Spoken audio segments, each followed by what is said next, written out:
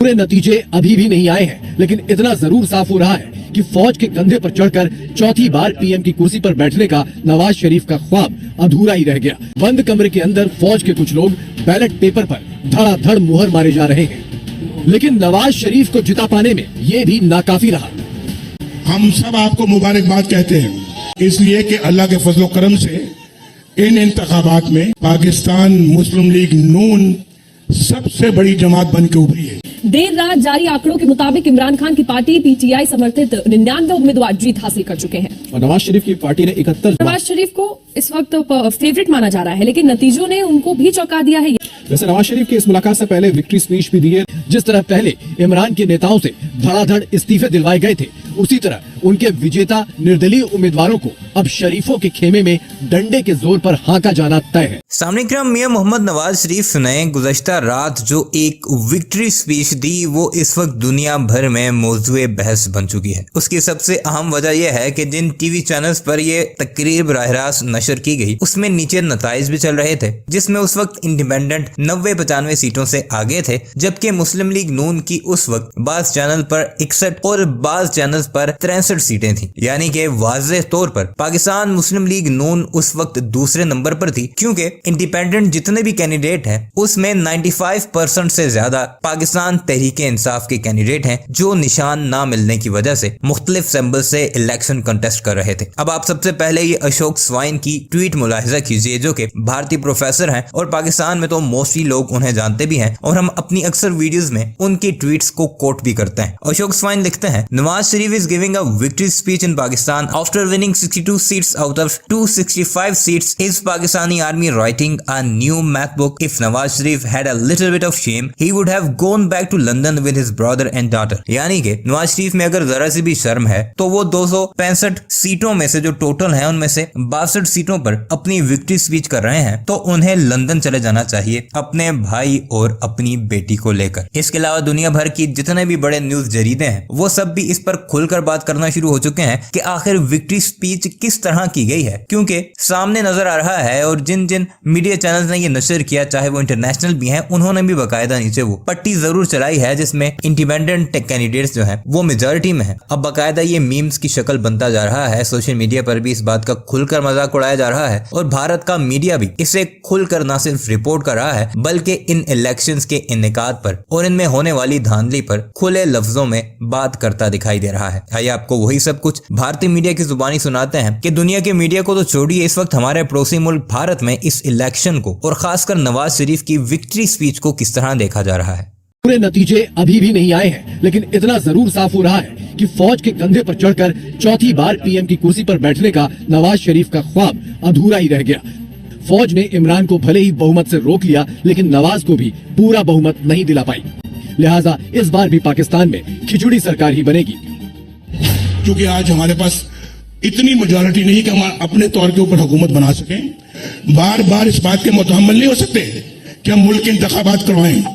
ये मैं कल यहाँ पे आया हुआ था, कल यहाँ पे हम बैठे हुए थे, सब आए हुए थे और आप भी, आप में से बहुत सारे लोग आए हुए थे, लेकिन नताइज अभी आ रहे थे, मुकम्मल नताइज आए नहीं, वरना कल ही बात करने का इरादा था।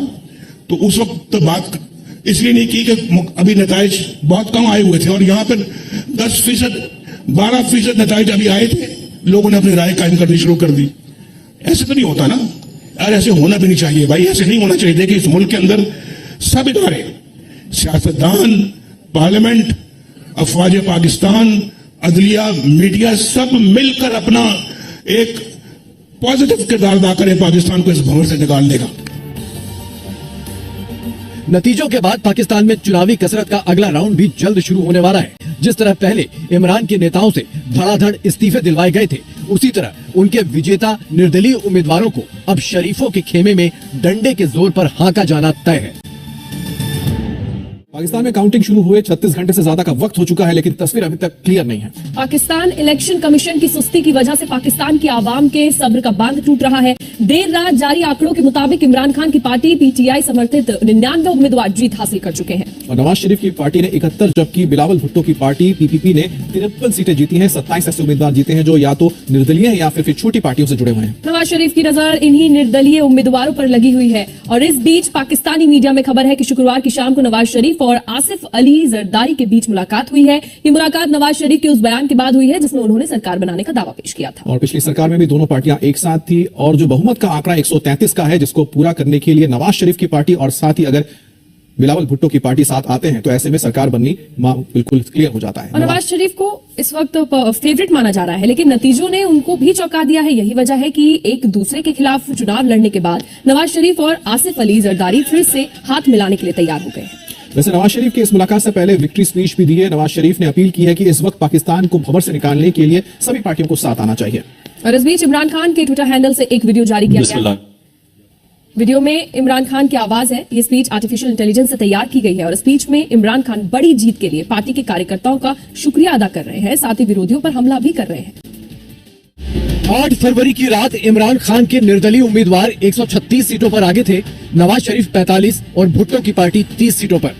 9 फरवरी दोपहर 1 बजे तक इमरान के निर्दलीय कैंडिडेट 30 सीटें जीत पाए, नवाज शरीफ की पार्टी 21 और भुट्टो की पार्टी 26।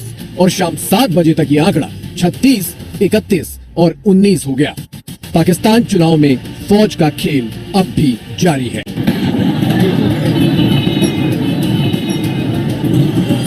कि अब हम 12 बजे बैठे हुए हैं, 5 बजे पोलिंग खत्म हो गई है, नतीजे नहीं आके दे रहे हैं सामने। तो होगा इस मुल्क में पहली दफा नहीं होगा। जो होता है इस मुल्क में सबको पता है कि क्या होता है और कैसे होता है। पाकिस्तान में वोटिंग के बाद काउंटिंग में कैसे कैसे खेल चल रहे हैं, इसका एक वीडियो वायरल हो रहा है। बंद कमरे के अंदर फौज के कुछ लोग बैलेट पेपर पर धड़ाधड़ मुहर मारे जा रहे हैं, लेकिन नवाज शरीफ को जिता पाने में ये भी नाकाफी रहा। हम सब आपको मुबारकबाद कहते हैं, इसलिए कि अल्लाह के फजलो करम से इन इंतखाबात में पाकिस्तान मुस्लिम लीग नून सबसे बड़ी जमात बन के उभरी है। और मैं समझता हूं कि हमारा फर्ज है कि इस मुल्क को भंवर से निकाला जाए। हम सब पार्टियों के मैंडेट का एहतराम करते हैं, जिनको भी मैंडेट मिला है, चाहे वो पार्टी है, चाहे वो फर्द वाहिद है, चाहे वो आजाद लोग हैं, हम उनको भी दावत देते हैं कि इस जख्मी पाकिस्तान